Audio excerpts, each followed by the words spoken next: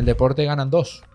Y los que se ven en la tele ganan 2. El resto perdemos siempre. ¿Qué es lo que tiene el pádel que hace que no pueda separarte de él? Adrenalina dando un partido, esos nervios, porque esos nervios siempre están. Eso que se dice, no, el deportista siempre siente ese nervio. ¿Cuánto puede ganar un jugador de pádel? Yo creo que a día de hoy top 50 más o menos viven del pádel.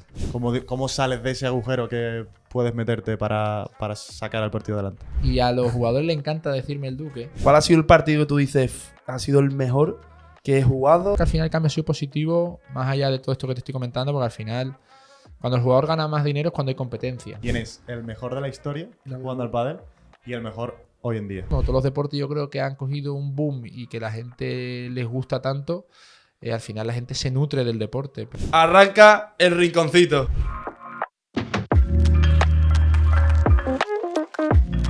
Bienvenidos a otro nuevo podcast. Y hoy, siempre, ¿no? Estamos saliendo. Últimamente fuera del llevamos una rinconcito. rachita de salir fuera de Sí. nuestro rincón, que al final pusimos el nombre por eso, pero Hoy, ¿dónde nos está estamos, gustando Pedro? salir. Hoy estamos en mi tierra, hoy estamos en Jerez de la Frontera, en un maravilloso club de pádel, Jacaranda, y estamos con un jugador de pádel brutal, que de hecho ha sido muy bonito, porque antes, cuando yo era chico, jugaba mucho al pádel y me entrenaba, y ahora lo tenemos aquí, es jugador profesional de World Padel Tour, aquí con todos nosotros, Rafa Méndez. Hola, ¿qué Encantado, tal? mucho gusto estar aquí con vosotros y compartir un ratito.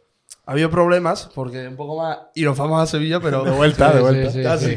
Casi, pero nada. Ya estamos aquí. La relación empieza con una disculpa, Bueno, para las personas que no te conozcan y no sepan nada de Rafa Méndez, ¿quién es Rafa Méndez? Bueno, es un chico que principalmente empezó con el tenis. Sus inicios fueron con el tenis. Siempre ha estado vinculado a la raqueta, pero fue con el tenis, porque al final en la organización donde yo vivía había una pista de tenis. Y así fue un poco como me inicié en el tema de la raqueta, y es un poco lo que marcó mis inicios. Al final ahí en la urbanización empecé con clases de tenis.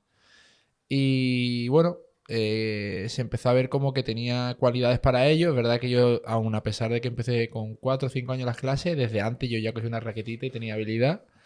Entonces, bueno, junto con esa pasión que se veía que tenía por la raqueta, más la ayuda de mi padre, al final fui escalando, fui dando clases, fui jugando. Empecé con el tenis a nivel competición, muy chiquitito, con 7 8 años ya empecé a competir. La verdad que con el tenis conseguí varios títulos a nivel local, campeón de Andalucía, conseguí alguna cosa local por aquí de la región. Pero sí que es cierto que ahí con el tenis más o menos con 14 años fue cuando un poco a raíz de una lesión, algunos problemas en casa personales de mis padres, separación, historias. Creo que ahí fue cuando yo siento que ahí me descarrilé un poquito del deporte. Creo que empecé a perder a lo mejor partidos que no venía perdiendo a nivel competición. Y eso fue lo que me apartó un poco un tiempo del deporte a nivel profesional, porque ya con el tenis, ya te digo, o sea, siendo de muy joven. De hecho, en Sevilla, en 2004, se hizo una Copa Davis Junior, una Copa Davis chico, como de futuras promesas. Junto cuando se jugó, no sé si os acordáis de Rafa Nadal, que jugó en la Cartuja, que jugaron contra Andy Roddick, un partido muy mítico, ¿no os acordáis? ¿No? Mucho tiempo Nosotros eso, nos nosotros... Claro, vosotros pillabas pequeños. Y si habéis nacido. Entonces... ¿Qué año fue eso, más o ¿En qué menos? año? Claro. Eso sería 2004. Un añito tendríamos nosotros. Según el mes que fuese, tendría un año o menos incluso. Yo tendría 12 por ahí, 11, y ahí fue cuando la selección española seleccionó un poco a las futuras promesas, y fuimos ahí varios jugadores seleccionados por la selección española, y ahí fue como jugué eso, y al poco tiempo me empecé a quemar, porque ya te digo, empecé a perder partidos que no estaba acostumbrado, y ahí me descarrilé. Y ahí fue cuando estuve un añito o dos que dejé el tenis. Estuve ahí sinceramente, no hacía mucho, pero sí que es verdad que los chicos de aquí de Jacaranda sabían que, bueno, pues que yo me dedicaba al tenis y eso. Entonces, como en el equipo local del club me invitaron como a jugar para el equipo, para probar. Oye, vente tal y pruebas tal, el pádel, no sé qué. Bueno, el pádel, bueno, por aquel entonces no era lo que es a día de hoy ni por asomo. Pero probé, me dejaron una pala. Es verdad que enseguida más o menos me hice con el juego. Es verdad que con las pistas me volví un poco loco. Con las pistas, digo yo, con las paredes. Pero enseguida me adapté y me empecé a picar,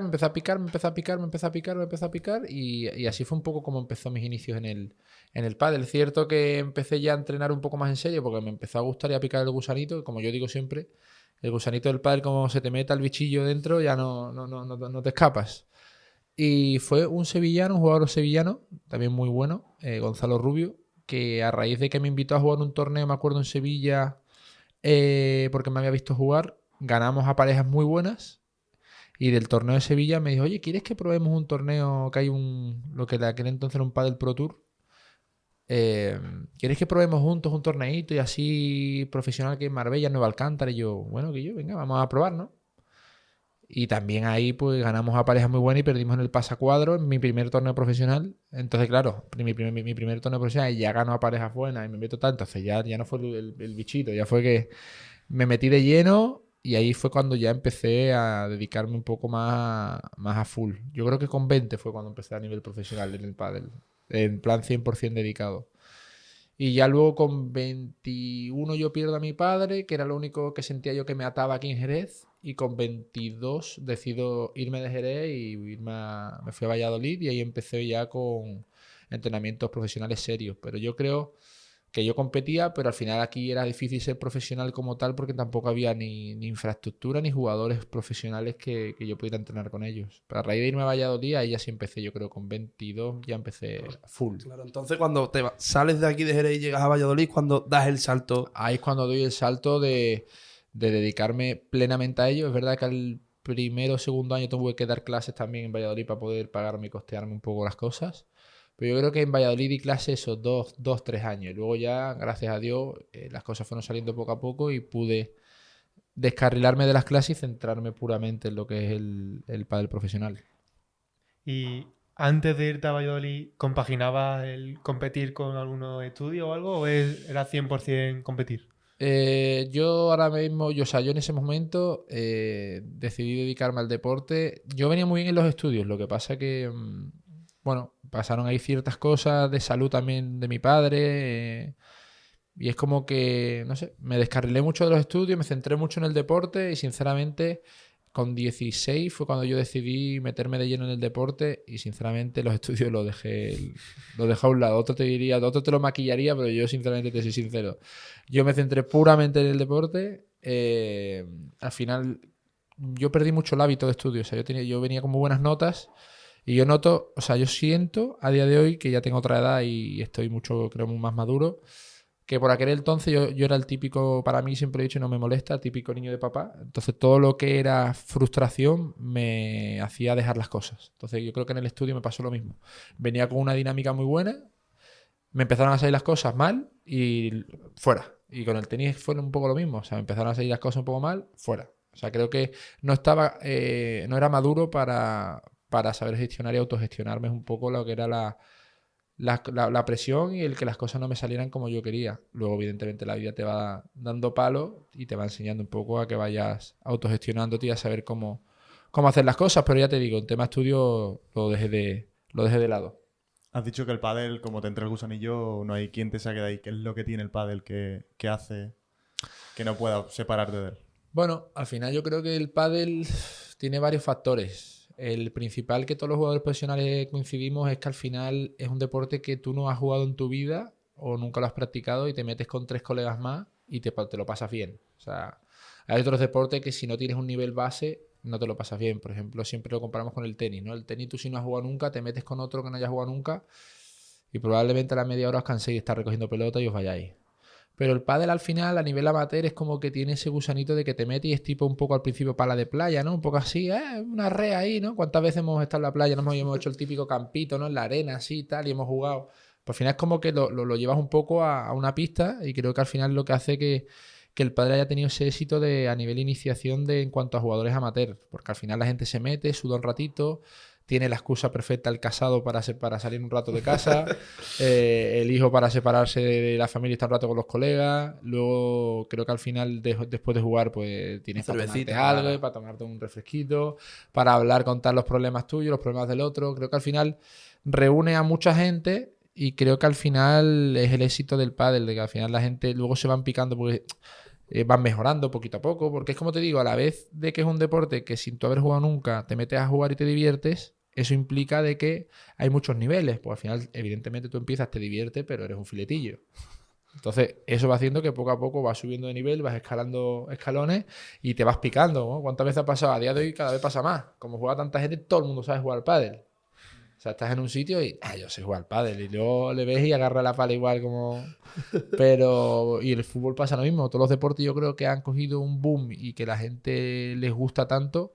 Al final la gente se nutre del deporte, pero un arma de doble filo, ¿no? Eso es otro tema que podemos hablar, pero un arma de doble filo. Al final aguantar incluso a un profesional incluso le discute la gente porque, claro, primero, ellos como juegan, pues lo que te digo, ya se ven como con esa... Y, oye, no, pero esto... Y tú dices, sí, bueno, y tú se lo explicas más o menos.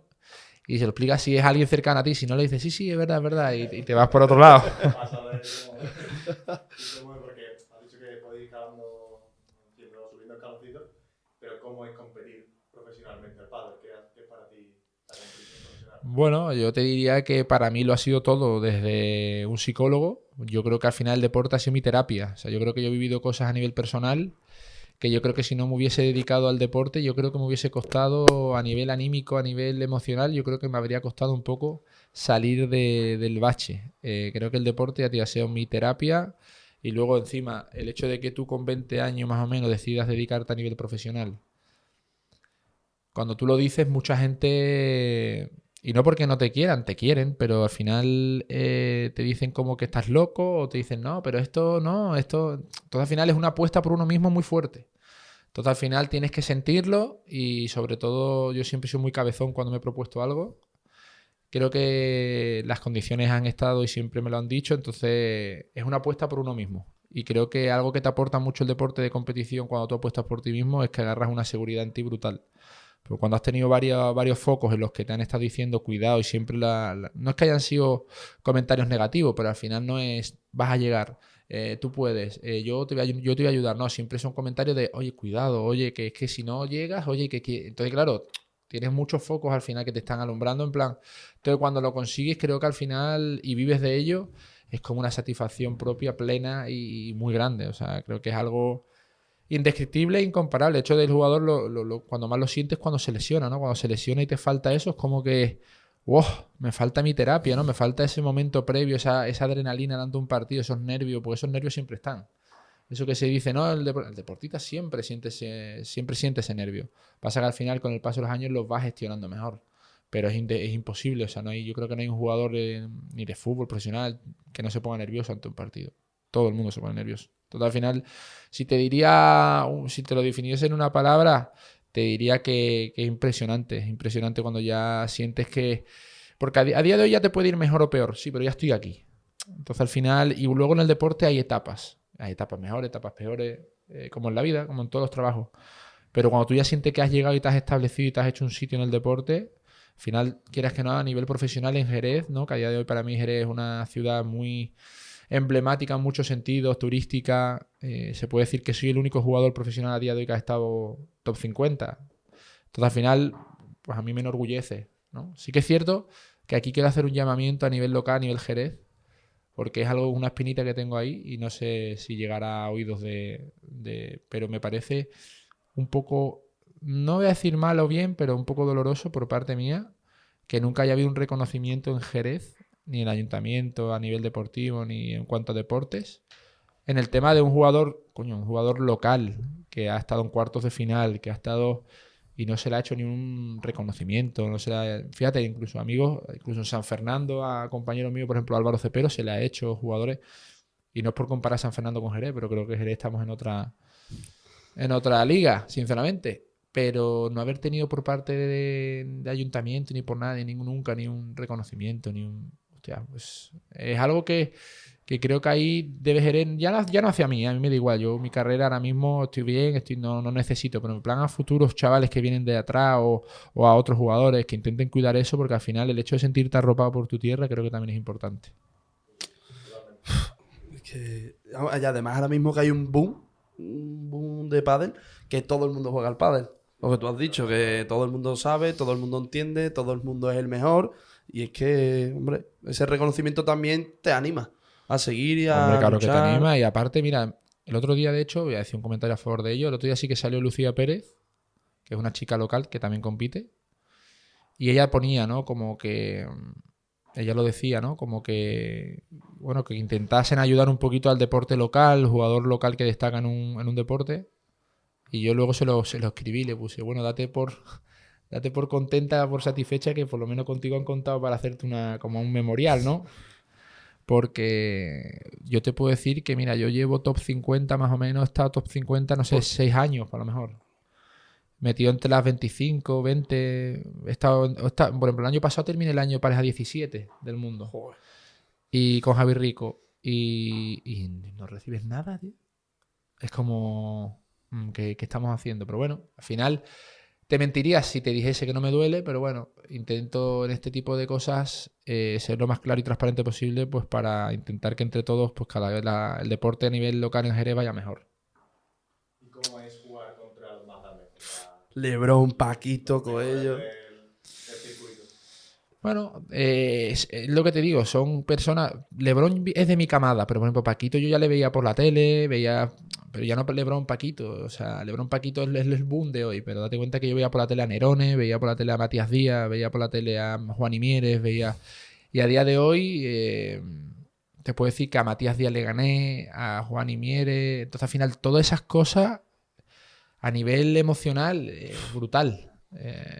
Y sobre todo por lo que he dicho antes de los 20 años, cuando tú has tenido piedras que te caían como uff, y de repente ves que has ganado, porque a día de hoy el pádel, lo que ya estás diciendo, ha habido un boom brutal y a día de hoy ya son como estrellas.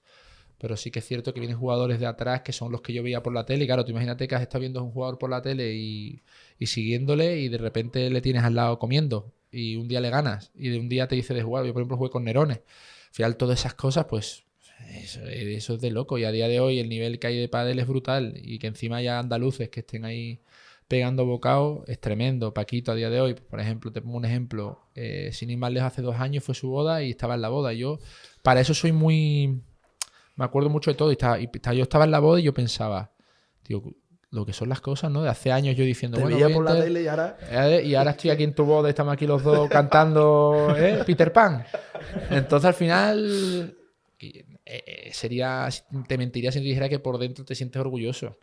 Te sientes orgulloso de estar ahí, de compartir con ellos, y ya no solo eso, de nutrirte de ellos, porque eso sí que es algo que me gustaría decir del jugador profesional, y es que, por ejemplo, LeBron, que le llueve muchas críticas, ¿no? No es un jugador tampoco tan carismático, a lo mejor en algunas cosas. Yo quería decir, en este tipo de cosas siempre lo digo, que una persona, un jugador...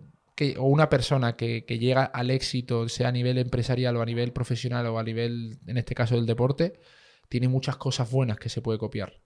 Evidentemente tiene muchas cosas también malas. Son humanos. Pero una persona, por ejemplo, como Juanito, es una persona muy transparente, pero no es mal niño, es muy buen niño. Lo que pasa es que a la hora de gestionar esas gesticulaciones, esas maneras de... A Paquito le pasaba también. Lo que pasa es que Paquito luego tiene el don de que sabe ganarse muy bien al público, pero también le pasaba. Y para mí todos los que están arriba tienen ese gen. Tienen ese gen de que no quieren perder. Son perros si van perdiendo. Si te tienen que hacer un comentario por lo bajo para sacarte, para ganarte, son depredadores del deporte. Lo que pasa es que la diferencia es esa. La diferencia es que hay jugadores que lo saben autogestionar mejor y hay jugadores que se les nota todo. Pero todos tienen ese gen competitivo que van a full. Entonces, bueno, quería decir eso y simplemente ya te di, para concluir la pregunta que tú me habías dicho, el hecho de haber, lo que te comentaba, el hecho de estar a día de hoy con ellos, para mí es un sueño. Es un sueño hecho realidad. No te puedo decir otra cosa que no sea... Y para ti, ¿quién es? Te voy a hacer 2 preguntas en una. ¿Quién es el mejor de la historia jugando al pádel y el mejor hoy en día? A lo mejor para ti puede coincidir. El mejor de la historia. Uh-huh. El mejor de la historia, es decir, de jugadores que se han retirado o que están por retirarse. Puede De estar todo, activo. claro. Puede De estar los en activo. antiguos, de los nuevos... El mejor jugador de la historia. Puede estar retirado también. Claro. Claro, en general. Un jugador que tú digas, Buah. da igual que se ha retirado o que esté jugando, no le puedes ganar nunca. Yo te respondería que ahora mismo a mí el jugador que más me impresiona, aparte lo vivo de cerca pues somos amigos, es Galán. Y te diría que el que más me impresiona a nivel, porque por ejemplo, Tapia me parece otro número 1, pero por ejemplo, Tapia le veo que es... o sea, no se puede enseñar. Todo el chico no le puedes enseñar cómo golpea Tapia o los engaños de Tapia o cómo hacer... Hombre, eso es no un puedes don, enseñar eso eso es porque un es un don. Pero de Ale me impresiona mucho que yo para mí le veo como el Federer del pádel. O sea, le veo como que es una persona que el golpe siempre va muy limpio. Y tú dices, yo que entreno con él en Madrid, tú dices, vale, el tiro me viene aquí, me anticipo. Sí, pero es que el tiro viene que es una piedra, va fina de la red, o sea, me parece que tiene una capacidad y una calidad de tiro brutal. Entonces, a día de hoy, el que a mí más me sorprende es Alan. Pero si te dijera, me gustaría nombrar un poco a los que vienen de atrás haciendo historia. Yo creo que Juan Martín Díaz es impresionante de ver. Coincido. A mí era mi jugador fetiche sin duda. Pero, tengo un pero, que es que esto va un poco en contra de las personalidades así tan transparentes. Por ejemplo, cuando Juan Martín jugaba con Vela, siempre se decía que Juan Martín era el número 1. Pero luego se comprobó que se separaron y Vela siguió ganando torneos y a Juan Martín le costó mucho más.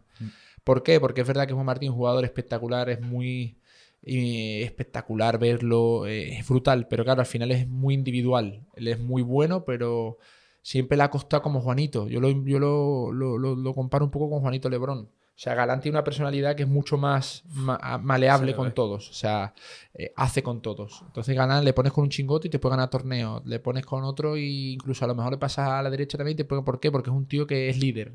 Galán es muy... Se echa la presión a la espalda, le criticas y el tío sigue. Sí. Juanito al final es muy temperamental, Juan Martín también era muy temperamental. Son jugadores que saben que son muy buenos y les cuesta mucho el tragarse esas cosas y saber autogestionarlo. Entonces, claro, por ejemplo, Galán durante muchos años que ha jugado con Juan ha sabido gestionar muy bien a Juan. Pero ¿qué compañero va a saber gestionar todo eso también con Juan? Ahora con Paquito van a saltar chispas en muchos momentos. Y con otros muchos jugadores que te puedo nombrar no sabrían gestionarlo también como Galán. Para mí Galán, el trabajo psicológico que ha hecho durante 4 años de saber aceptar que juega con un número 1 como Juanito, que para mí también es un número 1, y que los focos estaban como el número 1 el Lobo, el número 1 el Lobo, el número 1 el Lobo. Y Ale le daba igual que dijeran que el número 1 era el Lobo. Él seguía su trabajo, callado, demostrando. Pero eso es difícil. Hay mucho ego, es muy complicado. Y vamos a ver ahora a Juanito cómo revierte un poco la situación, que es el único de mi camada que yo le veo que está un poco ahí. Ahora le veo un poco ahí queriendo pegar bocados, pero bueno, yo creo que le va a venir bien lo que le está pasando a Juan. No se está controlando. Yo en Sevilla me di cuenta que está un poco más controlado. Está mucho más controlado. Yo estaba en la Feria de Jerez también con él y aparte de controlado está más humano. Al final no se te olvida una cosa. Mira, yo lo que te conté antes, yo con 20 años tuve palos a nivel vida. Pérdida de un padre, movidas de salud en casa, muchas cosas. Y eso te hace más humano, eso te hace más... La gente dice, no, es que a mí me decían con 20 años, es que para 20 años eres muy intenso. Yo decía, no, papi, es que al final la intensidad y la sentimentabilidad te la da los palos. Tú al final, si eres una persona que has tenido en tu vida una vida muy meseta, ¿no? Yo meseta le hablo que es muy plana, tú realmente no te has planteado nada. Pero cuando a ti te viene de repente, tú eres meseta y te empiezan los problemas y se te va a lo mejor uno de tus pilares fundamentales de tu vida, o ahí se te cae una pata de la mesa y tienes que... Entonces al final la vida yo creo que va un poco para arriba y para abajo. Y yo creo que Juan ahora el palo que se ha llevado, porque para él yo sé que ha sido un palo, el hecho de que Ale decida, mira, nos seguimos, tal, el verse que él no gana torneos, Ale sí, yo sé que eso a él como deportista le mella. Pero sin lugar a dudas creo que le va a hacer seguro mejor persona, le va a hacer crecer a nivel profesional, le va a hacer seguramente que la siguiente vez va a saber gestionar todo mucho mejor, le va a hacer lo que tú dices, más tranquilo. Yo también le he notado en la feria más humano, más cercano con la gente, menos estrella, ¿no? Al final hay una frase que a mí me encanta que dice que cuando te pasas de listo vuelves a ser tonto. Es decir, yo creo que la vida en general... En cuanto te pasas de listo y te sales del tiesto y ya te vienes arriba y te gritas, algo pasa que parece que te pegan un cogotazo como diciendo, venga, nene, tranquilo, que... Vuelve a la realidad. Y a eso es lo que le noto a Juan, que ha tenido un golpe de realidad y le noto, creo que le va a hacer bien y le va a hacer más feliz, porque al final no todo tampoco es deporte, ganar. Sí, es importante, pero hay cosas también mucho más importantes y que también te nutren mucho como persona. Y otra pregunta que, bueno, nos surge la duda, que por qué ahora en el pádel hay tantas parejas que se separan. Ahora me voy, por ejemplo, Ale se va con, bueno, deja Lebrón, Lebrón se va con Paquito, ahora el otro se va con Sancho, ahora el otro se va... ¿Por qué esos cambios repentinos? Claro, es muy difícil convivir con una persona tanto tiempo que al final no la conoces de nada, por así decirlo. Va a relacionar lo que dice Pedro, al final... es muy complicado y para mí el jugador profesional todavía no está acostumbrado a las giras. Entonces, ¿qué pasa? Que si antes había cambios, ahora más. ¿Por qué? Porque antes tú ibas a un torneo de Alicante, perdías, estabas caliente porque a lo mejor tú no lo habías metido y yo había jugado bien. O porque, yo qué sé, porque había pasado algo en el equipo y yo me cogía el coche y en 4 horas estaba en mi casa, en 3, 4, 5. Ahora tienes una gira. Eso significa que te vas en un viaje y a lo mejor estás con esa persona 2, 3 semanas. Pierdes y estás con esa persona y tienes que hablar, entrenar, prepararte para el siguiente torneo. Estás quemado porque a lo mejor has perdido en una ronda y te quedan todavía 5 o 6 días hasta el siguiente sitio. Creo que al final las giras todavía no está acostumbrado el jugador. Entonces al final creo que eso influye mucho. Y luego el tema de que hay algo importante, el tema monetario. O sea, al final ahora se gana más dinero. Entonces todos trabajamos por dinero, no se te olvide nunca. Esto sí que es verdad que es una pasión que tenemos todos del deporte. O sea, nos vivimos de nuestros sueños, pero trabajamos por una finalidad, que es dinero, es trabajo. Al final, cuando hay dinero por medio, las cosas también se pudren un poco más. Al final, sin querer, si con uno ves que no y de repente te llama y dices tú, yo creo que con este, y más arriba, que se mueven unas cantidades de dinero bastante grandes, creo que al final también es un detonante grande para que las parejas se rompan. Entonces, bueno, como te digo, creo que hay varios factores. Te diría el monetario y luego el tema de las giras, que al final el jugador... De hecho, yo planteaba en el circuito el hecho de habitaciones separadas. Se intenta invertir un poco en que en las giras cada jugador tenga su habitación. O sea, creo que es fundamental para que cada uno tenga un poco su espacio. Si no, es todo muy intenso. O sea, comes, duermes, entrenas, tal. Que no tienes intimidad ninguna. Ninguna. Date cuenta que tú te vas a lo mejor a un Arabia Saudí y las habitaciones valían 500 euros. Entonces tú, al final tú te vas a sacar una habitación para ti y te vas a costear a lo mejor 3 días de habitación, 4 y te vas a gastar. No. Entonces al final tragas y te quedas un poco con tu compañero. Pero claro, te pongo un ejemplo. Tú tienes una manía y es que te gusta, ¿qué te digo yo? Antes de dormir te hacer videollamada con tu novia y contarle cómo te ha ido el día. Si haces videollamada con tu novia, ya te tienes que salir de la habitación, o si la haces delante de él, si te apetece hablar algo de... Oye, ¿qué tal el entrenamiento con él? Tampoco puedes expresarte al 100%, no puedes... Tienes que estar No como un puedes poco... decir cualquier cosa, claro. Claro, porque tienes a tu compañero, entonces al final es un poco... A nivel emocional quema un poco. Entonces creo que al final eso es un detonante grande para... De hecho se ve que cada vez que había una gira de 3 torneos, después ha habido separaciones. 2 o 3 torneos seguidos, siguiente torneo separaciones. Porque al final, lo que te digo, eso lo tendrán, no sé si que delimitar en un tiempo, no lo sé cómo lo van a hacer eso, porque eso tiene mucha letra pequeña, eso lo tienen que estudiar muy bien. ¿Cómo lo permites? ¿Porque haya una lesión? ¿Lo permites si...? No lo sé, porque es verdad que hay veces que las parejas están rotas y cuando hay algo que está roto, es imposible. Imposible porque eso es una jaula. O sea, no es como una pista de tenis que incluso es más grande, hay más espacio, no está cerrado. Ahí se genera mucho estrés, mucha adrenalina, las pulsaciones altas y cuando tú ya sientes que no hay feeling, que no hay... Es casi mejor... Claro, ¿ha Cada habido uno por alguna su vez que camino. haya llegado a que una pareja, aparte de que se separe, se ¿Se lleven peguen? mal? No, se peguen no, pero que se lleven mal dentro del circuito y se note que... Muchísimo. Sí, ¿no? Sí. Pasa que a nivel mediático intentan sí. esconderlo, pisarlo un poco, taparlo, pero sí, claro que lo ha habido. Claro que lo ha habido y lo va a haber siempre, yo creo. ¿Y Ale y LeBron se llevan bien? Después de la... Uy, una Mira, alarma. yo, por ejemplo, en cuanto a Ale y Juan, te puedo decir que miran Puerto Cabello, por ejemplo, que creo que fue el torneo siguiente al que ellos se separaron, si no recuerdo mal. Creo que era el primer torneo de Chingo y de Ale. Yo estuve cenando con ellos y cené con... De hecho, me ganaron a mí Chingo y Ale. Y estaba yo caliente en el vestuario y me dice, Ale, venga, vente a cenar con nosotros, va, venga. Entonces me fui con ellos a cenar y cenamos Juanito, Ale, Chingo y alguien más. Esperamos que cenamos juntos y no hubo... O sea, no hay...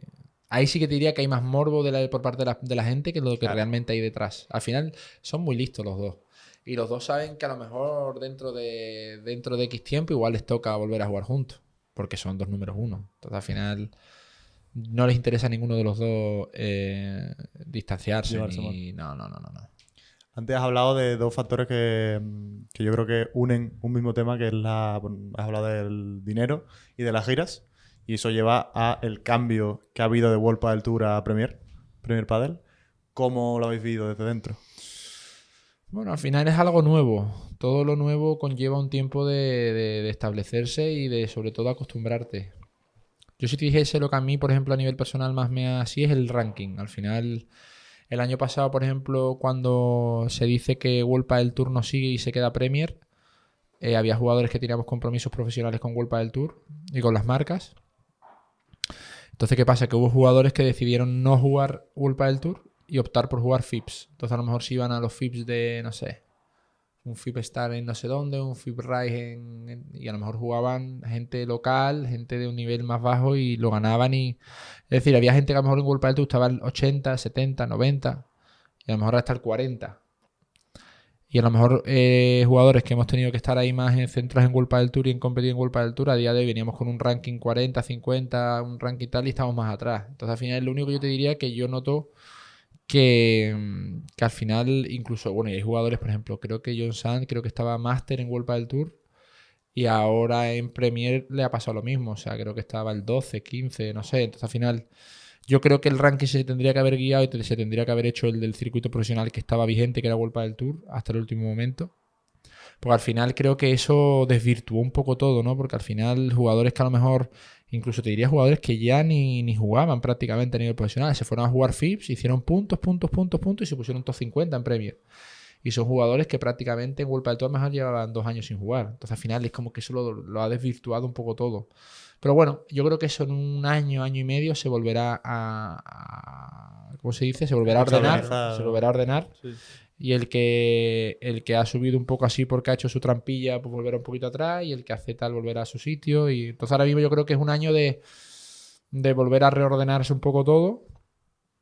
Y sí que es verdad que el jugador nota que desde que se firmó con Premier sí que es cierto que ha habido cosas que ha habido cambios. O sea, esto es como todo. Esto es como si el día de mañana se ha nombrado muchas veces, ¿no? Cuando la gente, amigos, bueno, vosotros sois jóvenes, ¿no? Pero amigos míos que ya se están casando, "No, tío, es que me he casado y ahora en casa las cosas no van igual que antes. Y has firmado, la cosa se relaja, ¿no? Ya no hay tanta, ya están... Pues esto pasa lo mismo. Yo creo que ellos han firmado. Entonces al haber firmado con Premier, antes los hoteles eran Walt Disney, todos eran los mejores. Ahora los hoteles también, pero han bajado un escalón.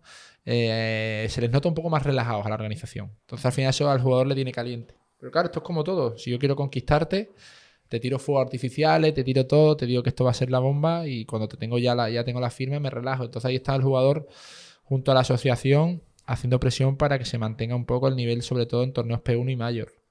Pero bien, yo creo que al final el cambio ha sido positivo, más allá de todo esto que te estoy comentando, porque al final, cuando el jugador gana más dinero es cuando hay competencia. Esa es la realidad. Si no hubiese salido Premier, World Padel Tour hubiese seguido toda su vida cobrando, hubiésemos estado cobrando precios muy, muy bajos. Entonces al final creo que al final que saliese competencia es lo que nos ha dado vida al jugador. Entonces creo que hay que estar muy agradecido a Premier y a ver si junto con la asociación de jugadores y el circuito, pues esto que te estoy comentando, estas cositas se corrigen un poco. Pero creo que todo lo que está pasando es positivo. Al final creo que se ha abierto un abanico. El hecho de que los torneos también sean tanto fuera, dices tú, no viajas muy lejos, sí. Pero, por ejemplo, si tú viajas fuera, conoces a gente y conoces, ya no solamente que conoces a gente, sino que se te abren un abanico de posibilidades enorme, porque conoces a empresarios de fuera, gente de fuera que quiere aprender, te pueden salir 1000 cosas. Te nacen 1000. Es verdad que hay jugadores que van al torneo, eso yo lo digo mucho de los jugadores que deberían de cambiarlo. El jugador, por ejemplo, de mi ranking tiene que darse cuenta de que al final hay una parte muy importante que es el hecho de si tú has hecho un buen partido y has perdido. Otra cosa es esos días que a lo mejor no te encuentras, no has jugado bien, sabes que has sido y estás cabreado y te vas, me parece bien. Pero creo que es importante con el aficionado cuando se termina el partido, el acercarse, la foto, el que quiere alguien que le firme, porque al final no sabes quién es quién. Y al final el abanico de posibilidades que se está abriendo por el mundo es grandísimo. Y a lo mejor a un aficionado le ha encantado y lo mismo tiene 3 clubes allí donde se está haciendo el torneo y te salen cosas. Y lo mismo si te pide una foto y tú con cara le vuelves la cara, pues lo mismo ya esa persona no quiere contar contigo. Entonces al final creo que el jugador, tanto por el aficionado, porque tiene que estar agradecido, porque gracias a ellos esto cada vez va mejor. Y sobre todo también porque a nivel lobby, a nivel trabajo, creo que se abren unas posibilidades enormes. Entonces, bueno, creo que está muy bien y creo que es corrigiendo algunas cositas que se han dormido un poco, creo que el circuito Premier nos ha dado unas posibilidades grandísimas. Y tema salarial, has dicho que ha mejorado muchísimo, ¿no? Sí, ha mejorado. Ha mejorado. Sí que es cierto que el jugador se queja de que el tema salarial ha mejorado, pero tiene que irse más lejos y tiene que costearse los vuelos, o sea, como que son más gastos. Pero creo que eso va en relación en el crecimiento del deporte. Creo que ahí el deportista tiene que entrenar más, yo soy de esa mentalidad, ¿eh? Yo soy partidario de que por ejemplo, hay compañeros míos que dicen, no, por ejemplo, que se ayuda a los de previa. Sí, pero en el tenis no pasa eso tampoco. O sea, en el tenis, lamentablemente, el que va destacando va pegando bocado y termina subiendo, y el que no se queda en el camino. O sea, al final, tú dile a un empresario a día de hoy que invierta en un jugador que no le hace ganar entradas. Es complicado. Es complicado. Él al final invierte y gasta en los que le llenan el estadio y en los que y el resto tenemos que intentar cerrar el pico y entrenar. Yo tengo esa mentalidad. Tengo otros compañeros que ellos se ven en la posibilidad de demandar al circuito o a los promotores a que les paguen. Pero la realidad es la realidad. No se puede vivir en contra yo creo, de la realidad. Y la realidad es que nosotros, los jugadores, más o menos, nosotros somos importantes en el circuito porque los mejores se miden contra nosotros, pero realmente nosotros no somos los que vendemos entradas. Si queremos realmente tener peso para decidir y para pedir, tenemos que demostrar. Es así. Y después, ¿cómo te preparas, por ejemplo? Tú estás diciendo la gira que yo vi que era en Bruselas, después de Bruselas, antes fue en Venezuela, ¿puede ser? Después Sevilla, después, ¿cómo te preparas físicamente? Pues son unos trayectos bastante largos y mentalmente. Es duro porque, mira, por ejemplo, cuando fue Bruselas, veníamos de Venezuela y yo, por ejemplo, me salió un evento de quedarme allí y al final yo me quedé entre una cosa y otra, casi me faltaron 3 días para el mes en Venezuela.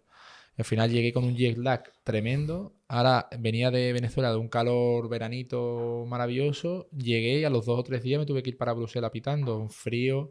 Entonces es complicado. Para la cabeza es complicado. Es muy complicado encajar el estar tan lejos, el vuelo, yo que mido 2 metros, que voy ahí encogido como una sardina en lata. Y sobre todo el tema del clima, los horarios, es complicado. Por eso te digo que el jugador todavía se tiene que ir adaptando a este tipo de cosas. Y sobre todo, este año noto que todos estamos queriendo jugar todos los torneos. Pero creo que eso el año que viene ya no va a pasar. O sea, creo que el jugador tiene que coger realmente el calendario o realmente tiene que renunciar a no ir a ciertos torneos para priorizar en entrenar y en recuperar un poquito esa estabilidad mental. Porque yo estoy seguro que hay resultados negativos que se van dando en torneos progresivos y a lo mejor el jugador lo que tiene que pensar es que a lo mejor lo que necesita es un poquito volver a su sea Madrid, sea Jerez, donde viva, volver con su equipo, entrenar, recuperar un poquito la estabilidad emocional y un poquito de y irse al siguiente torneo preparado. O sea, yo creo que al final, a día de hoy, lo que tú dices, volverte a Venezuela, ahora a Bruselas, ahora para allá, ahora para aquí, ahora para allá, ahora para allá, al final llega un momento que no estás entrenando realmente mucho porque estás todo el día viajando y al final se hablaba, por ejemplo, los entrenadores de entrenar en las giras, pero al final no es lo mismo. O sea, no es lo mismo porque al final los entrenamientos no son tan profesionales. Al final juegas partiditos, quedas con alguien para jugar partido, pero no son entrenamientos como tal. O sea, y creo que al final el jugador hay muchos torneos y creo que tiene que empezar a seleccionar un poco mejor a cuál ir y a cuál no ir. Para no estar tan... Porque yo sé de que hay jugadores que, claro, que enlazan mucho y llega un momento que petan. Y están normal. Y el jugador no le pide a la organización, al Premier Padel ahora, de a lo mejor cambiar el calendario, a lo mejor de jugar todo torneo en Europa y luego irse a Sudamérica y luego... Sí, pero date cuenta que eso lo decían, por ejemplo, respecto a Chile, Paraguay y Argentina, que se juega ahora, ¿no? Que si se estaba en Venezuela y se estaba en Sudamérica, que por qué no...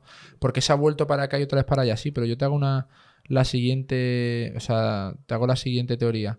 Date cuenta que fue Acapulco, luego Venezuela. Tú imagínate que es Acapulco, Venezuela, Chile, Paraguay, Argentina, 5 torneos seguidos. Eso implicaría en torno a 2 meses fuera de casa. Claro, fuera de tu zona de confort. ¿Quién te aguanta un jugador de pádel ahora 2 meses fuera? Date cuenta que si tú pierdes primera ronda de 4, te pongo un ejemplo, ¿no? Pierdes un martes o un miércoles, hasta el siguiente martes o miércoles no juegas. Y el circuito, una vez que tú pierdes, te costea el día de la derrota al hotel y al día siguiente tienes que irte. O sea, tendrías que estar costeando tus 5 o 6 días de hotel. Entonces, al final, tú suponte que eres un jugador de primera ronda, octavo y haces algún cuarto. Al final, en una gira de 3 torneos, a lo mejor te tienes que comer 15 hoteles, 15 noches de hotel. Entonces, al final, para muchos jugadores sería como... Y luego, yo conozco muchos jugadores que, por ejemplo, de Chile, Paraguay y Argentina han dicho voy a 1, voy a 2, o otros han dicho hay jugadores que no aguantan para mí, pero es lo que te digo, porque a día de hoy no está tan profesionalizado el jugador y tan acostumbrado a la gira. Pero sería lo normal, de que tú al final vayas, te pegues 2 meses a full allí, pero más de uno se queda a vivir allí, ¿eh? Uno se queda a vivir allí. Antes lo has mencionado que ha habido un cambio también en la parte económica. ¿Cuándo se puede vivir del pádel? Y la pregunta que dentro del mundo del deporte hay como esa duda de cómo se gana dinero con el pádel o, por ejemplo, el fútbol, que ¿Cómo se gana dinero Claro, porque siendo jugador de pádel? En el fútbol te paga el club te paga. Claro. Aquí te paga el campeonato, te paga la organización, te Los paga patrocinadores, patrocinios. los... No, aquí te paga puramente Premier. Es decir, la empresa World Padel Tour la compra Qatar Sport Investment, que es una empresa muy fuerte de Qatar, que es la que lleva el tema del PSG de fútbol. Y ellos, de ahí salen los pagos. O sea, los pagos salen directamente de Qatar. ¿Y va en función de cómo quedes en ese campeonato? Sí, claro. O sea, en los P2, por ejemplo, entran, si no me equivoco, 26 a cuadro, que realmente son 24 más 2 wildcard. Luego, por ejemplo, los P1 son 36, que serían 34 más 2 wildcard. Y luego los Major entran 46, creo que son, más 2 wildcard. Creo que, o sea, entonces al final se cobra a partir de primera ronda de cuadro, si no me equivoco. Luego hay una cosa que es para los de previas, para los que están asociados y están en la asociación, tienen unas ayudas con los hoteles y eso, y con las comidas, pero un poco es así, por así decirlo, la matriz está en Qatar y aquí de allí salen los ¿Y pagos. cuánto puede ganar un jugador de pádel? El que gane, por ejemplo, ahora que está Coello y... Estos pueden estar, yo creo, entre los 2 millones más o menos al año pueden estar ya. Qatar se nota. Pero 2 millones no solamente por Qatar. Claro, 2 patrocinadores. millones Ahí yo entra te todo, estoy ¿no? haciendo un cómputo global. Vale. O sea, yo te estoy haciendo de que ahí la mayor parte sale de la marca. O sea, ponte que la marca a lo mejor le paga 1,5 millones, 1 millón largo, y a lo mejor del circuito son 600, 500. Que lo normal es que en un futuro pase como en el tenis, que al final se juegue como torneos grandes de tenis, por 2 millones, 3 millones los torneos, Claro. y que la marca te pague algo simbólico. Y que la mayor parte de los ingresos vengan de los torneos, pero a día de hoy todavía no pasa eso. A día de hoy yo te estoy haciendo un cómputo global de lo que gana más o menos entre marca, Entre sponsor todo. y circuito. ¿Y cuándo se puede empezar a vivir del pádel? ¿A partir de qué? Bueno, ¿De qué rango? yo creo que a lo mejor se puede empezar a vivir del pádel. Yo creo que a día de hoy top 50 más o menos viven del pádel. O sea, del 1 al 40, del 1 al 50 viven del pádel. Ya también está también como tú te muevas en tu estilo de juego, en si tú, lo que te he dicho antes, en si tú sales y cuando sales eres vivo. Eres vivo y eres agradecido con la gente y al final te van saliendo también cositas extras. O si tú vas al torneo, pierdes, agachas la cabeza, te vas al vestuario, te duchas, coges el primer vuelo y te vas. También depende un poco de eso. Al final al espectador le gusta el hecho de que tú también... Le gusta intercambiar lo que estáis haciendo vosotros ahora, pero les gusta conocer al jugador, saber un poco de ti. Entonces al final yo creo que ahí también de esa manera salen oportunidades. Salen oportunidades de generar ingresos extras de otra manera. En eventos privados, en exhibiciones, en clinics, muchas cosas. Y además yo lo veo a día de hoy que realmente si yo te dijera la parte monetaria donde está fuerte de verdad es fuera de España. Hay unas posibilidades, unas oportunidades brutales. Pero ahí también está un poco... Yo siempre digo que la necesidad al guerrero. Si tú en casa tienes todo cubierto y nunca te falta de nada y tú tienes una situación desahogada, eso te implica que tú vas a un sitio y si alguien quiere hablarte, lo mismo la gente ni... me voy. Pero bueno, si tú al final eres una persona que vive de esto y siempre te has buscado las papas tú solo, al final siempre vas intentando sociabilizar un poco para saber un poquito, para futuras oportunidades, para cosas que te vayan saliendo y creo que eso es interesante. Y ahora, saltando ya al tema de la salud mental, que creo que en el deporte es una pieza fundamental. ¿Cómo te preparas para, por ejemplo, un campeonato que es en Bruselas y cuando por ejemplo, pierdes un partido, cómo mentalizas eso y tú dices, yo hemos perdido, pero hay que seguir porque ahora viene otro campeonato, hay que seguir porque ahora viene otro partido? ¿Cómo se gestiona todo eso? Yo a veces lo digo como que yo pienso a veces como que estamos locos. O yo por lo menos a veces pienso estoy un poco loco. Porque yo a día de hoy, además de trabajármelo con psicólogo y eso, yo noto que me autogestiono mucho yo.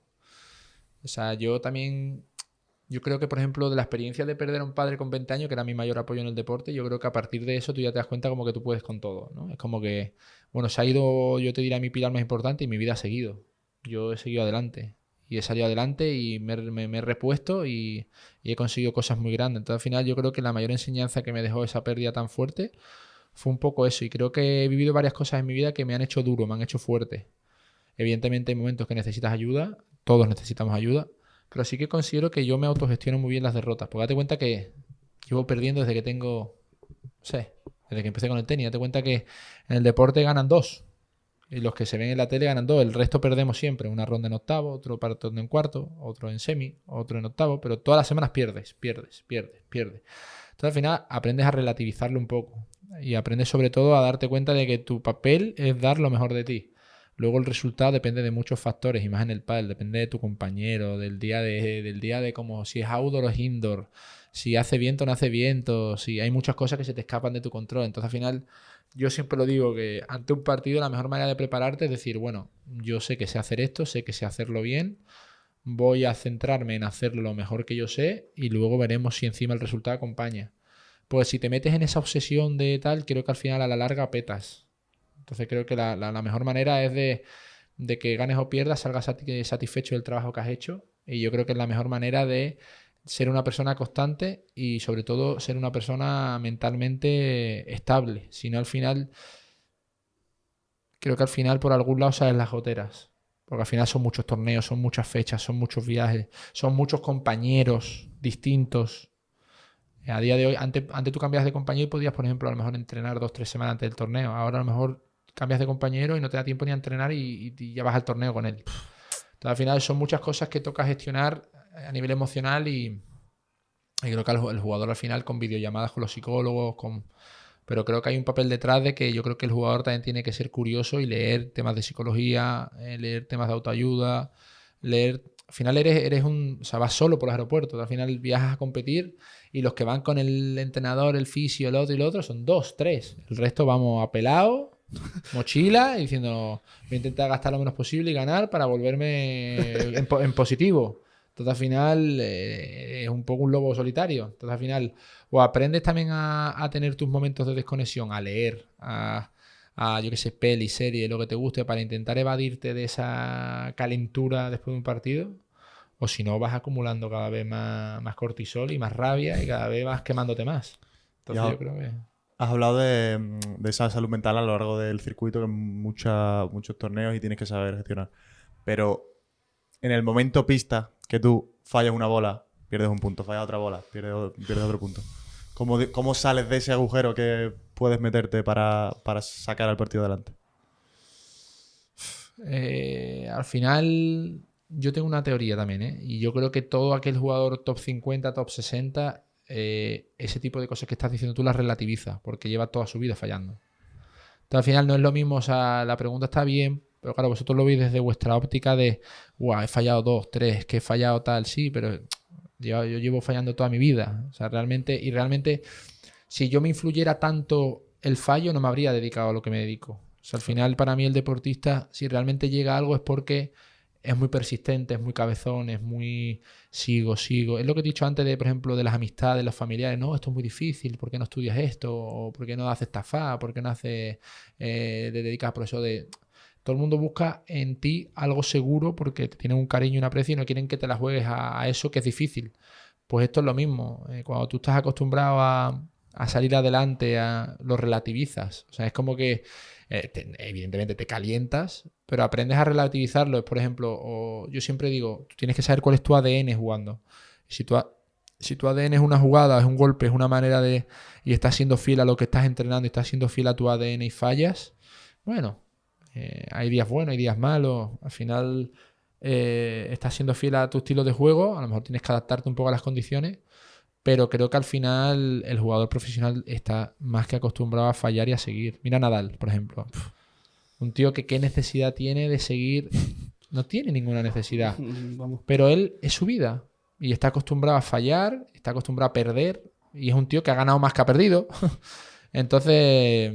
Bueno, creo que al final, a nivel emocional y a nivel psicológico, yo te lo plantearía como a relativizar los errores. Pasa que, claro, por eso el deporte te da una mentalidad que te sirve para la vida también. Porque a día de hoy yo tengo amigos que se ahogan en un vaso de agua y al final tú dices que o sea, te estás ahogando en una miseria. O sea, relativízalo, tío, tranquilo. O sea, la cosa cambiará, la vida son etapas, no siempre van las cosas bien. y aprendes a darte cuenta de a disfrutar de cuando las cosas van bien y a cuando van mal a entender de que es parte de la vida. O sea, no todo. Yo siempre digo que las cosas buenas y las pocas cosas malas son parte del juego. El que todo vaya bien no existe. Y no disfrutaríamos tanto de las cosas buenas si no hubieran cosas malas. Totalmente. Y por ejemplo, Rafa Méndez, ¿cómo se prepara para un partido? Por ejemplo, Rafael Nadal siempre tira por la misma línea, siempre pone la botella en el mismo sitio. ¿Cómo te preparas tú? ¿Algún ritual? Claro, Claro. un ritual que tú tengas antes de un partido o algo en especial. Yo tema de ritual te diría que no soy muy de ritual. O sea, yo que siempre he intentado el trabajar mucho autoconocerme y saberle un poco lo que me hace jugar bien. Yo soy muy emocional, eso sí. O sea, yo tengo que intentar antes de un partido, de un torneo, intentar estar bien con todo mi círculo cercano. O sea, la parte emocional, yo me considero una persona muy emocional. Entonces, al final, yo cuido mucho mis conexiones con mi gente, estar bien con ellos. Es cierto que el día del partido, más o menos, no hablo con nadie. Si hablo es un mensaje un poco así, pero no me gusta estar un poco centrado en mí. Pero no por nada, sino porque al final hay veces que incluso la gente que más te ama, a lo mejor te hace un comentario que en ese momento no te sirve.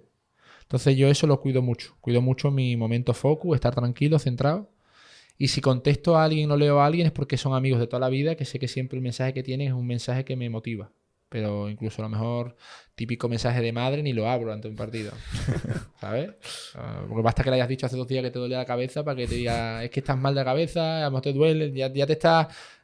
O sea, siempre intento centrarme en los mensajes positivos y en la gente que sé que me va a aportar ese plus.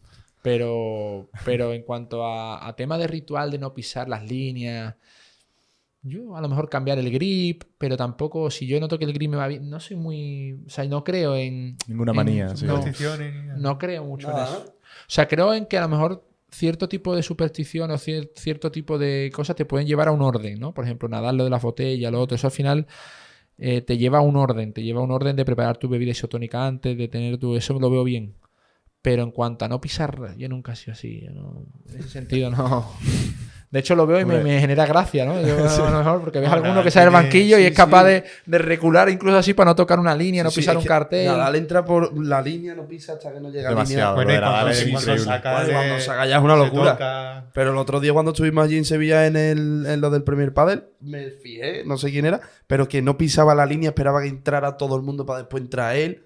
Una locura, la verdad. Sí que es verdad que eso a nivel psicológico lo he trabajado y al final eso son anclajes. Y eso se hace como para decir, vale, es el momento, estoy aquí. O sea, son como rutinas, como para marcar también un antes y un después de que te vas a preparar para ese momento. O sea, es muy psicológico, va más allá. Lo que pasa que, bueno, yo en ese sentido creo que trabajé mucho el anclaje. Una racha que tuve ahí un poco negativa, que estaba ahí con 23, 24, ahí que tuve una recaída ahí con tema de mi padre, tal.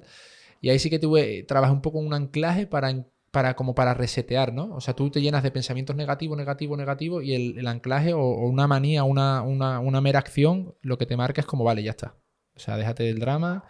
Es como marcar un antes y un después entre eso que te está sacando del momento de aquí y ahora, que es el partido. Entonces, es como que haciendo eso es como que intentas anular esos pensamientos negativos que no te están ayudando en ese momento para intentar enfocarte de nuevo en tocar la pelota bien, en estar centrado en la jugada que has hablado, porque hay momentos que la cabeza se va. Incluso yo te lo pondría, esto os va a gustar. Yo cuando juego partidos, a lo mejor yo recuerdo cuando gané a Tello Chingoto, cuando gané a varios partidos que me gustaba la sensación de sentir les voy a ganar, ¿no? Y hubo un torneo en el que se nos escapan que les teníamos para ganarle y ahí lo trabajé con el psicólogo, por aquel entonces se llamaba Óscar, y era referente a que cuando tú al final tienes una situación que te gusta mucho lo que vas a conseguir, hay veces que sin quererlo matas ¿cómo se dice? Matas al oso antes de tener la piel, ¿no? Antes de tener la piel, como que Sí, ya lo tengo, ¿no? Y cuando te quieres dar cuenta, ya lo tengo, y se te va escapando, y al final pierdes y te va diciendo, me cago. Sí, que lo tenía y tú ya estabas pensando en lo que te iba a traer toda la victoria, lo que te iba, qué bueno, tal, mis amigos, lo tal. Entonces ahí lo hablé con el psicólogo y planteamos lo siguiente, y es que cuando a ti te vienen esos pensamientos, realmente no eres tú el que te está trayendo esos pensamientos, sino te lo está trayendo la situación que estás viviendo. Entonces aprendimos a ponerle nombre a esa persona o a esos pensamientos. En plan, le decíamos Roque, ¿no? Entonces era como que yo estaba en el partido y cuando se me venía esa situación contra un rival que yo decía, va, y yo veía que otra vez la adrenalina de que iba a ganar me podía jugar una mala pasada, era como que, venga, Roque, no me vengas a tocar las pelotas, que estoy haciéndolo bien, ¿no? Estoy haciéndolo bien y no quiero que otra vez me vuelva a pasar lo mismo. Entonces, en ese momento que tú te hablabas a ti mismo, sin querer te producía esta risa, ¿no? Porque tú pensabas, hostia, estoy completamente tarado, ¿no? Pero era como, venga, Roque, tío, venga. Y tú lo pensabas así y te salió una risa tonta y eso te hacía que en el siguiente punto ya empezabas como con una sonrisa y diciendo, venga, voy a empezar otra vez, ¿no?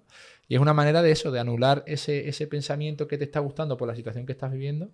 ¿Cuántas veces ha pasado con una chica por ahí que crees que lo tienes hecho y de repente sueltas un comentario agrandado o un comentario que no toca y de repente dices, ¿qué dices? Y de repente se te va y tú diciendo, soy un completo tarao, ¿eh?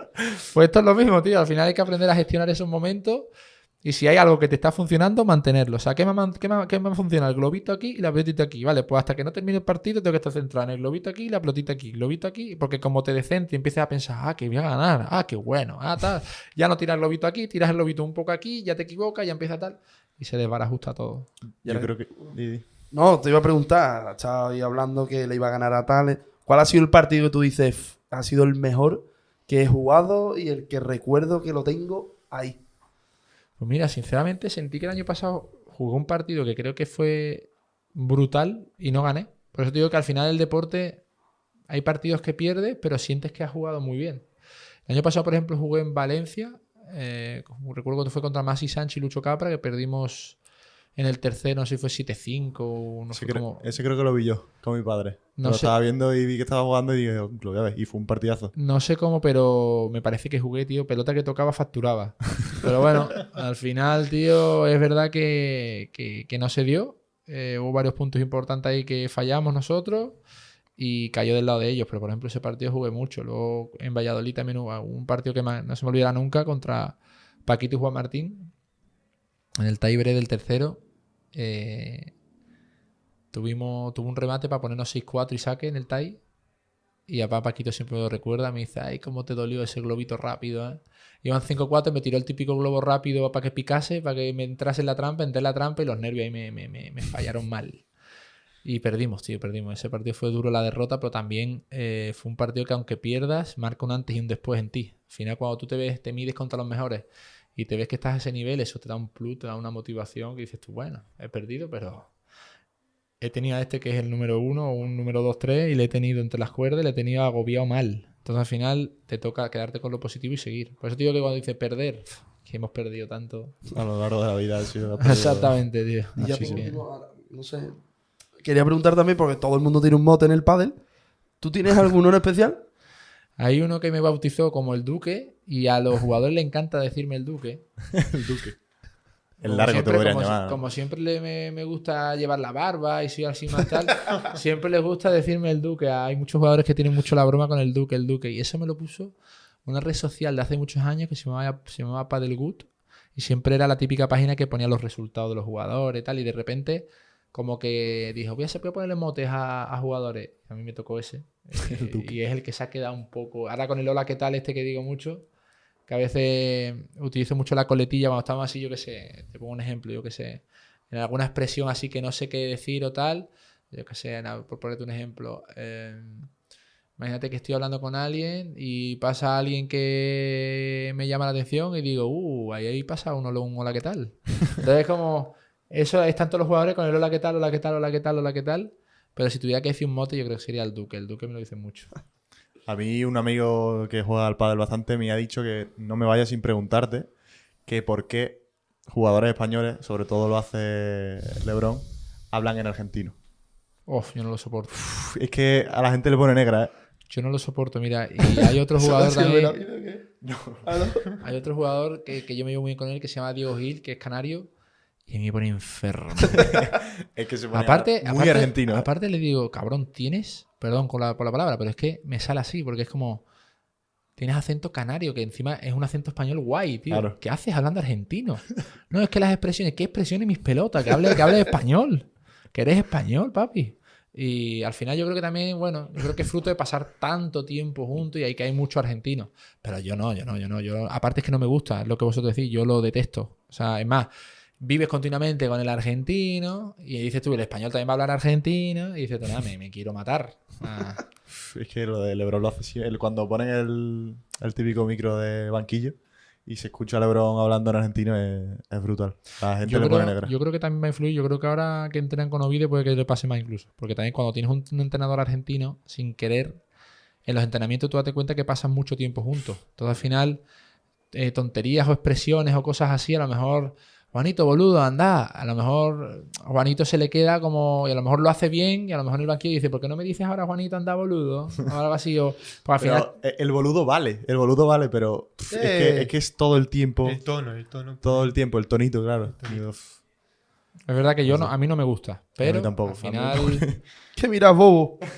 Al final es un poco fruto, yo creo, de eso, de pasar mucho tiempo con, Sí, con seguro. gente de Argentina.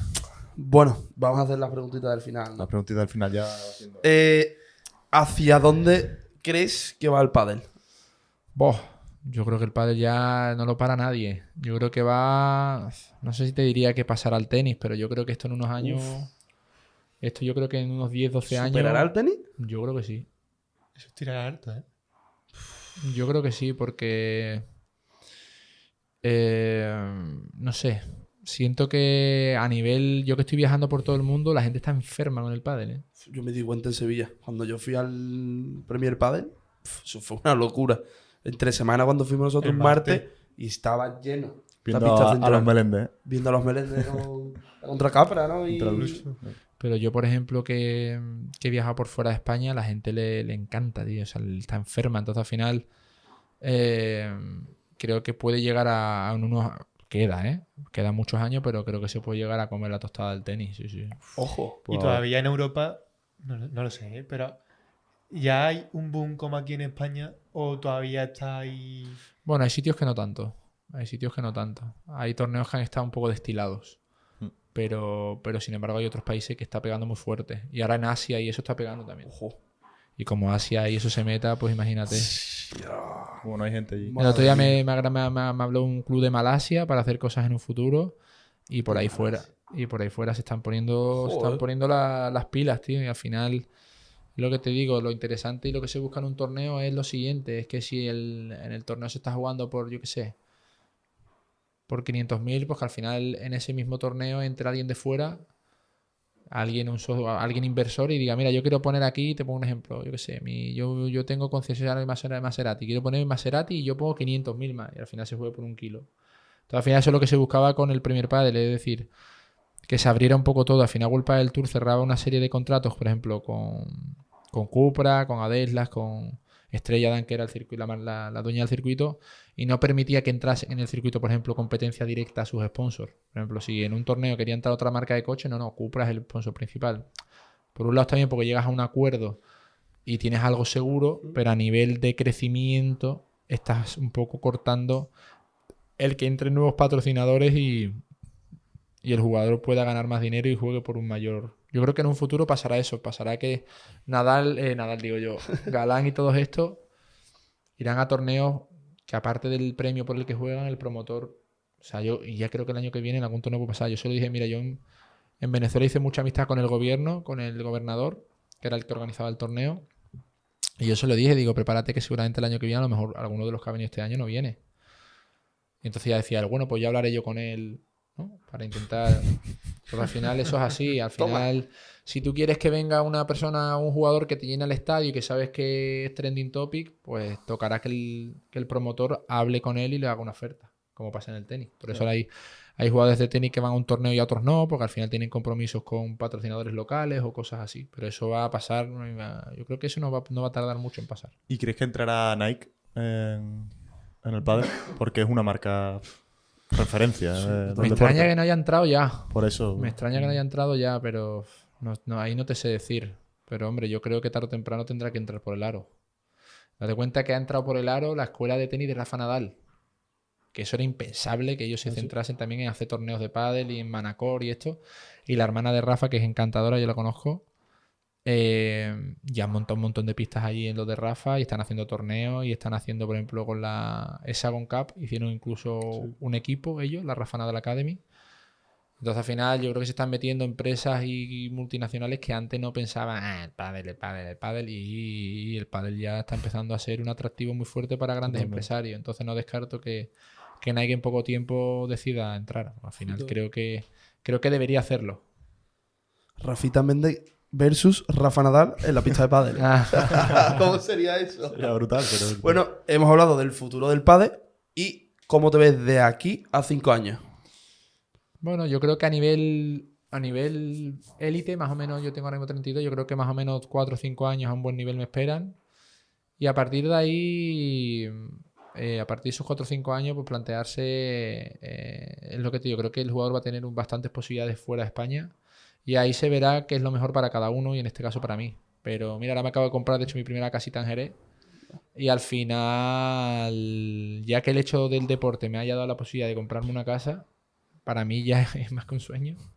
Entonces, al final, ¿cómo me veo de aquí a 4 o 5 años? Yo pediría tener salud y yo soy muy de partido a partido. O sea, no soy muy... Pero sí que es cierto que creo que me quedan 4 o 5 años de competencia. Pero sí que tengo claro que mi objetivo era tener una casa, tener una estabilidad y a día de hoy creo que la he conseguido. Y estoy intentando empezar a tomarme las cosas un poquito más con más calma. Si no, al final es lo que hemos hablado antes. Si no te aprendes a tomarte las cosas con un poco más de más calma, llega un momento que hay rachas, por ejemplo, ahora que llevo una racha de compañero, cambiar mucho, que no estoy muy contento. Si no aprendes a bajar ese nivel de ansiedad, de sentirte un privilegiado porque te dedicas a algo que para ti ha sido un sueño, si no aprendes a autogestionarlo, puedes empezar a cogerle un poco de coraje, ¿no? Porque hay rachas que son malas, pero tienes que entender que es parte de ello. Y como te digo, 4 a 5 años yo me veo 4 o 5 años compitiendo más y luego ya veremos. Pero yo creo que mi sede será aquí en Jerez y luego me iré moviendo, pues, si hay eventos en Venezuela, en Suecia, en Argentina, me iré moviendo semanas sueltas para sacarme un plus. Pero yo luego también considero que soy una persona que soy feliz con poco, con estar con mi gente y así. Tampoco yo me veo dentro de 5 años viviendo en Miami con un contrato. No. Yo quiero estar tranquilo. Aquí en Jerez tranquilito. Tranquilito. O en un sitio donde sienta paz. Pero, por ejemplo, en Miami están saliendo muchas cosas y en Dubái también, y yo creo que yo no me iría allí. O sea, por ejemplo, ¿por qué? Yo soy mucho más de casa. A mí no... Los lujos y eso sí, para un ratito, para 2 o 3 días, que digas tú, oh, qué guay, pero para un día a día, no me veo en ese tipo de escenarios. Muchísima tela. Sí. Bueno, pues Se va a acabar. ahora va a esto, tener ¿no? que coger eso, Es no verdad. lo cogemos, ¿no? A ver. Es que claro. todo Otra el opción mundo es viene, firmar ahí. Otra opción es que se levante. Ahí y está... se levante y Más firma cómodo, ¿no? después, ¿no? Al final. Sí. ¿no? Bueno, pues después al final firmará. Y nada, pues muchísimas gracias por haber aceptado. Y ha sido un buen programa. Yo creo que No sí, sé que... si ha estado a gusto, ¿no? Sí, ha estado, sí, está bastante bien. yo en este tipo de cosas la verdad que me gusta, porque al final yo me expreso y no estoy midiendo. Entonces al final yo creo que es la clave. Yo creo que la gente ha aprendido mucho de la parte más cercana de un jugador de pádel y yo creo que va a gustar. Bueno, te pueden seguir por tus redes sociales, ¿no? Sí, @RafaMende_92. Instagram, Twitter, TikTok, todo es lo mismo. Lo pueden seguir por ahí. Y bueno, nosotros nos pueden seguir por YouTube, Spotify, TikTok, Instagram. Tenemos de todo, porque tenemos de todo. La combi completa. Claro, no está eso para decir, seguirnos por la Por calle. Por la calle también nos pueden seguir. Claro, Lo no. iba a decir yo, porque como ya me va- Vale. Pero bueno, pues no pasa nada. Bueno, y podéis comentar, darle like, suscribirse, todo. Que es gratis, todo gratis. Y bueno, es verdad, que se nos ha olvidado al principio, tío. Queremos dar las gracias por esas visualizaciones en los programas que hemos tenido, tanto con Javier Erquiaga y Esencia. Desde aquí, mandar un fuerte abrazo a ellos dos. A ambos. Bueno, a ellos tres. Son tres. Y a ustedes también que nos estáis siguiendo y nos estáis apoyando, que nos estáis dando muchísima fuerza. Así que nada, este programa se termina. acabó. Así que nos vemos en el siguiente, familia. Hasta luego. Hasta luego. Adiós.